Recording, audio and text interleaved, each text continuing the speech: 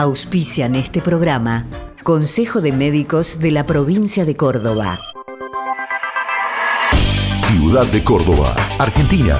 Todo en una. Descubrila. Municipalidad de la Ciudad de Córdoba. ¡La Muni! Unión de Educadores de la Provincia de Córdoba. Junto a los docentes en defensa de la educación pública. Una vida dedicada a la salud merece dignidad y reconocimiento. Caja de Previsión Social para profesionales de la salud de la provincia de Córdoba.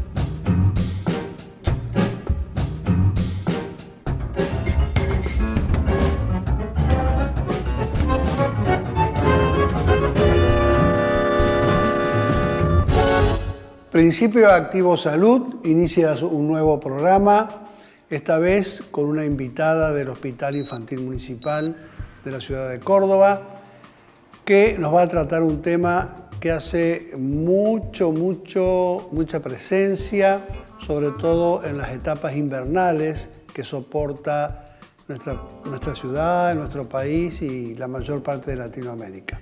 Así que Marcos Ordóñez la va a presentar. Sí, vamos a estar con la doctora Silvina Cipriani, que es pediatra y es neumonóloga, como usted decía, Ricardo, en el Hospital Infantil, que es de la Municipalidad de Córdoba y que funciona en Alta Córdoba. Con la doctora Cipriani hablamos fundamentalmente de las enfermedades más prevalentes, las más frecuentes que atiende esta especialidad, ¿no?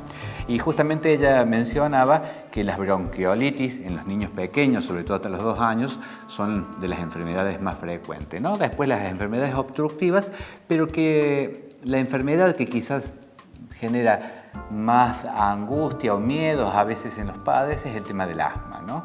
Y ella aborda el tema del asma y un poco desmitifica muchos miedos que hay que tienen que ver con lo que era el asma en otros tiempos, ya que hoy en la actualidad existen tratamientos muy buenos y es de público conocimiento que hasta existen atletas de altísimo rendimiento que son asmáticos. Es decir, que hoy en día el asma es una enfermedad crónica, pero absolutamente tratable.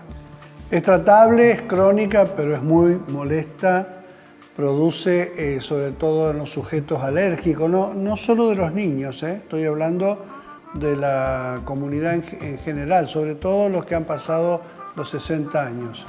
El alérgico, llega el invierno y el problema de, aunque no sea asma, esa bronquiolitis, esa tos permanente, esa pérdida de líquido por la nariz, afonías, tos, mucha tos sobre todo a la noche, hacen que los neumonólogos lleguen el invierno y yo me imagino que sus consultas deben estar saturadas, porque realmente el invierno provoca en esta gente todo ese problema. Y en los niños especialmente, y sobre todo es bueno que descubran en los niños si son alérgicos o no, porque la alergia o se cura de niño o no se cura nunca. Bien, precisamente sobre esto habla la doctora Cipriani, fundamentalmente de la necesidad del diagnóstico oportuno. Exacto. Para que tenga justamente una mejor evolución esta enfermedad hacia el futuro. Así que la escuchamos, Ricardo. ¿Cómo no? Adelante, doctora. Desde la neumonología pediátrica, abarca bastantes enfermedades pediátricas y es como de alto impacto la neumonología. Vemos muchos niños y las patologías prevalentes son, la bronquiolitis, que tiene una condición estacional que es la que marca la epidemia respiratoria que todos los años sufrimos desde abril hasta finales de julio, y que afecta sobre todo a niños pequeños. Podemos tener bronquiolitis hasta los 2 años, pero la edad pico es en menores de 6 meses. También vemos en la franja etaria que sigue, los niños, los lactantes y preescolares, son niños que consultan mucho por el síndrome bronquial obstructivo. Esto son niños que periódicamente tienen broncoespasmo o el pecho cerrado y que puede obedecer a distintas causas.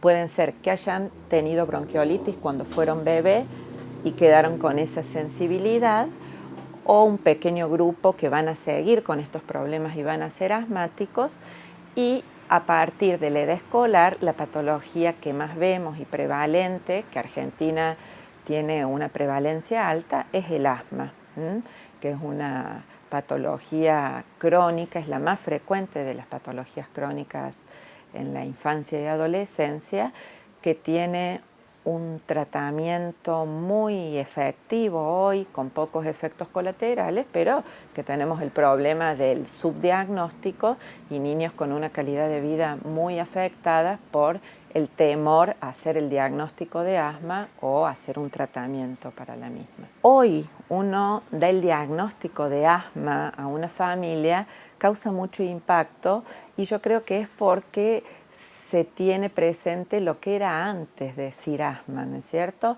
Asma eran crisis terribles de falta de aire, de oxígeno y una calidad de vida muy limitada, donde ese niño pasaban desde hacerlo mudar a otra provincia pensando que ese cambio ambiental podía ayudar, que muchas veces eso ocurre, hasta no poder hacer más actividad física, pasar noches en velas tosiendo con falta de aire, y no había prácticamente un tratamiento que mejorara estos síntomas, solo se trataban las crisis de asma, que cada vez eran más complicadas, porque es una enfermedad inflamatoria que si yo no la trato, va empeorando e inflamándose cada vez más.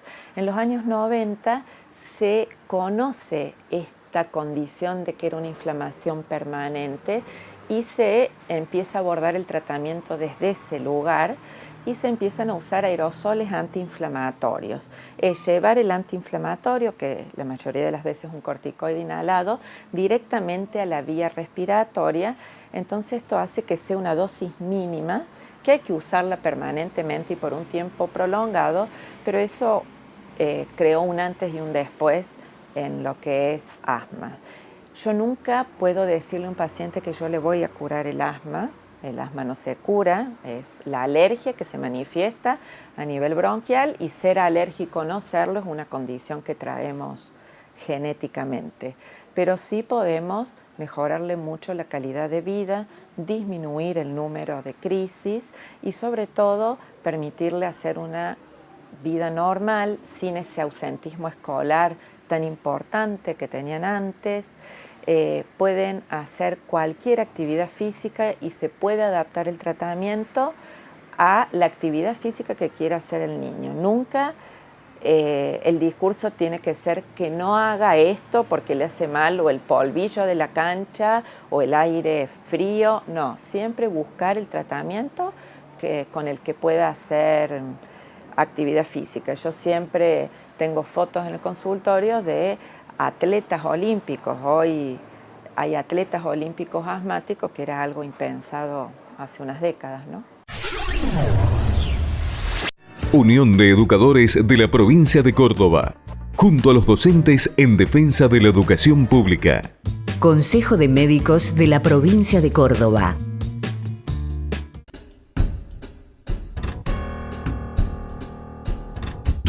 No esperes a que te lo pidan. Dona sangre hoy. Fundación Banco Central de Sangre. Fechas para la rematriculación en el Consejo de Médicos de la Provincia de Córdoba. Villa Dolores, 24, 25 y 26 de agosto. Lugar Hospital Villa Dolores, Avenida Belgrano, 1800.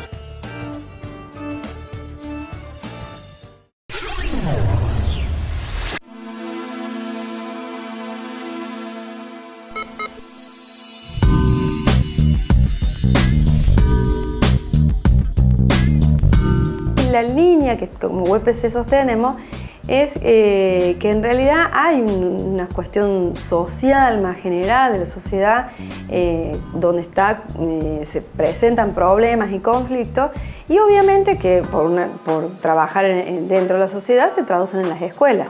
Pero eso no quiere decir que la escuela me enferma, por decirlo de alguna forma, porque si no estaríamos diciendo que el trabajar en las escuelas deriva en esa situación. Entonces, si bien sí reconocemos y hay situaciones complejas, pero lo que nosotros orientamos como UPC es ver cómo también las cuestiones personales y demás podemos abordar para que no entendamos esta línea, que no es la escuela la que me está llevando a esta situación. Desde ese lugar tenemos distintos acompañamientos, tenemos un taller del buen trato, consultas pedagógicas y tenemos asesoramiento permanente con los compañeros que se acercan, que consultan sobre ese tema puntualmente. Como además hemos visto que hay una demanda sobre varios temas que tienen que ver con enfermedades oncológicas, enfermedades crónicas, distintos temas, tareas pasivas, problemas de la voz.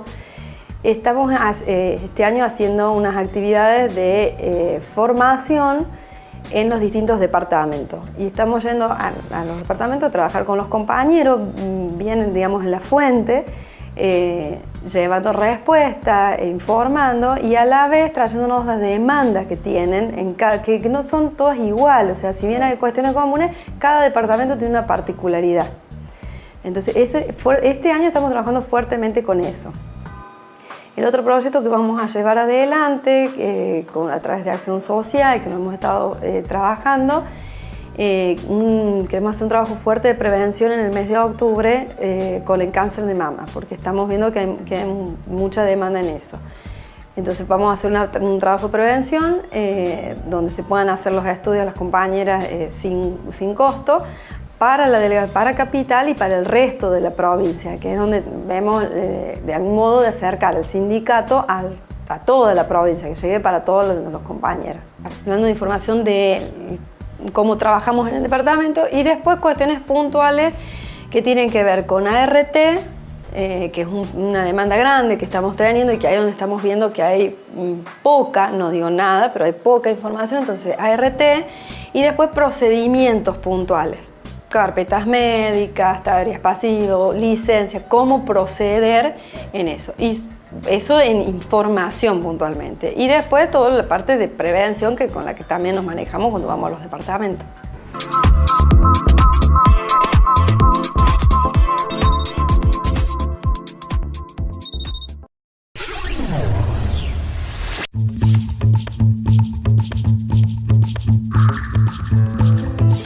La medicina ortomolecular en realidad nace de una visión que tiene el premio Nobel de Química, el doctor Linus Pauling, una personalidad brillante. Imagínate un premio Nobel, pero encima la única persona en haber ganado 2 premios Nobel a título personal. Es decir, un genio, no solo en el área de las ciencias biológicas, sino que fue un genio en muchos aspectos, Linus Pauling.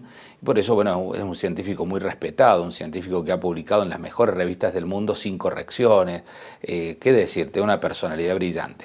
Linus Pauling empezó de alguna manera a interesarse en las enfermedades moleculares y empezó a hacer un trabajo grandioso en todo el tema de lo que eran enfermedades de la sangre que tenían que ver con las moléculas, y ahí él descubrió que en muchas de estas enfermedades crónicas el problema pasa porque falta una molécula o alguna molécula no está funcionando bien, y de allá él toma esa idea de esa falla en las moléculas para llamar ortomolecular a la molécula correcta, no solo en cantidad, sino en el lugar y en el funcionamiento. De ahí viene la palabra. Es lo mismo que cuando nosotros decimos, por ejemplo, ortodoncia. ¿Qué estamos diciendo? Que los dientes están bien colocados. O cuando decimos ortopedia, lo mismo con los huesos. O cuando decimos ortografía, tiene una hermosa ortografía, ¿no es cierto? Porque es lo correcto. Bueno, de ahí viene la palabra ortomolecular. Es decir que Linus Pauling lo que trata de decir con ortomolecular es decir, las moléculas correctas en el lugar correcto van a prevenir o van a tratar determinada enfermedad. Él empieza con esta idea, investigando sobre otras cosas, y en esos momentos reciben noticias, porque en aquella época la comunidad científica era muy estrecha. Imagínate, estamos hablando de la época que estaba todavía Einstein vivo, estaba Saint-Georges, el premio Nobel que descubrió la vitamina C, es decir, había un núcleo, una época de oro de la ciencia, y él se entera que hay 2 médicos en Canadá, el doctor Osmond y Hofer, que estaban trabajando con una vitamina curando enfermedades cerebrales. Y hasta ese momento nosotros conocíamos las vitaminas, eran sustancias que eran necesarias para la vida, pero se lo relacionaba más con enfermedades carenciales. Estos 2 médicos estaban sacando esquizofrénicos del loquero, los estaban volviendo a reinsertar en la sociedad con altísimas dosis de una vitamina. Entonces él dice, claro, estas deben ser las moléculas que están fallando en el cerebro, y bueno, viaja a verlo a Osmond y Hofer, de hecho terminan siendo muy amigos, y él cuando viene tan impresionado de ver los resultados que publica en la revista Science de ese año, su primer trabajo se llama Psiquiatría ortomolecular. Restituir la cantidad de moléculas correctas en el cerebro puede detener o devolver una persona al ambiente social. Fue un hito para la época. Por supuesto, de ahí en más, Linus Pauling empieza a estudiar este papel de las vitaminas y su papel como coenzimas, más allá de las enfermedades carenciales, sino como facilitadores para el ingreso de otras moléculas o para la obtención de determinadas proteínas. Y él se da cuenta que muchas de las enfermedades crónicas están relacionadas con la falla de una molécula, la falta o la falla en el receptor, y ahí comienza esto de la medicina ortomolecular. Es decir, es una historia muy rica, muy plagada de ciencia, muy al revés de lo que uno suele conocer en la actualidad, que hoy la medicina ortomolecular está muy banalizada porque se ha hecho conocida como algo estético, se lo emparenta más con la medicina antiedad, porque hay muchos médicos que han usado esta palabra extraña para decir, bueno, yo hago una medicina distinta, pero en realidad tiene un origen muy científico que hoy se está revisando. Muchos de los tratamientos que hoy vemos, inclusive en el cáncer, están siendo revisados por los Institutos Nacionales de Salud porque los efectos son realmente importantísimos, con dosis a veces mucho más altas de vitaminas de las que necesitamos para una enfermedad carencial.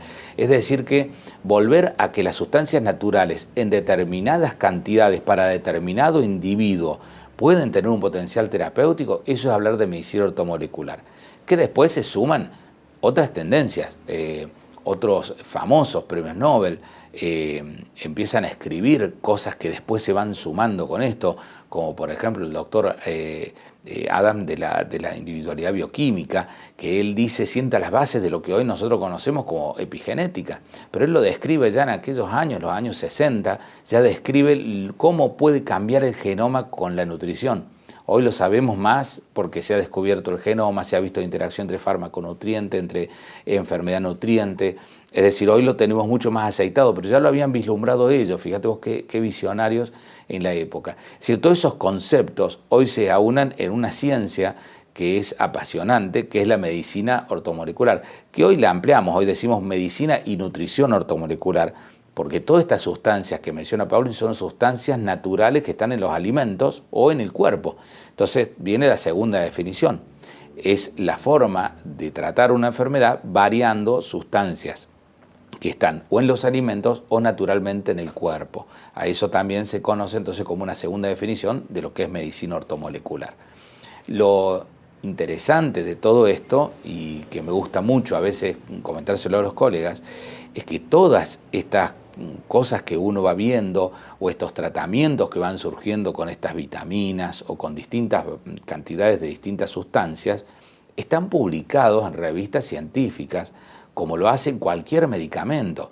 Es decir, no se trata de una medicina alternativa donde hay un uso empírico o donde hay una persona que dice sí, tal persona mejoró con tal cosa, sino que acá se han seguido los pasos del método científico y eso es lo que tiene mucho valor y lo que nos ha permitido de alguna manera insertar el estudio de la nutrición y medicina ortomolecular en ámbitos universitarios, por ejemplo, discutir de estos temas con el nivel que uno discutiría cualquier otra terapéutica, porque ha seguido los pasos del método científico y porque los hallazgos están debidamente publicados en revistas que nosotros decimos indexadas, es decir, revistas que pueden acceder otros científicos del mundo. Y yo creo que ese es un aporte muy, muy importante de la medicina ortomolecular a la ciencia médica en general.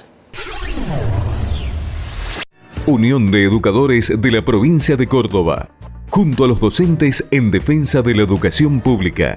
Consejo de Médicos de la Provincia de Córdoba.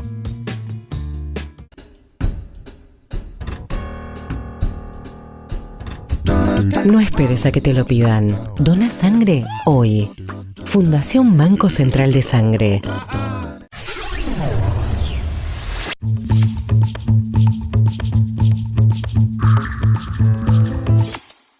muchos subdiagnósticos, se usan sinónimos como bronquitis recurrente, bronquitis alérgica, que se le cierra el pecho muy seguido, y hay subdiagnóstico. Hay miedo a veces a decir su hijo tiene asma, y eso es un problema porque si bien es un diagnóstico que causa cierto impacto, yo creo que en el momento en que uno sabe el diagnóstico ya puede elaborar un plan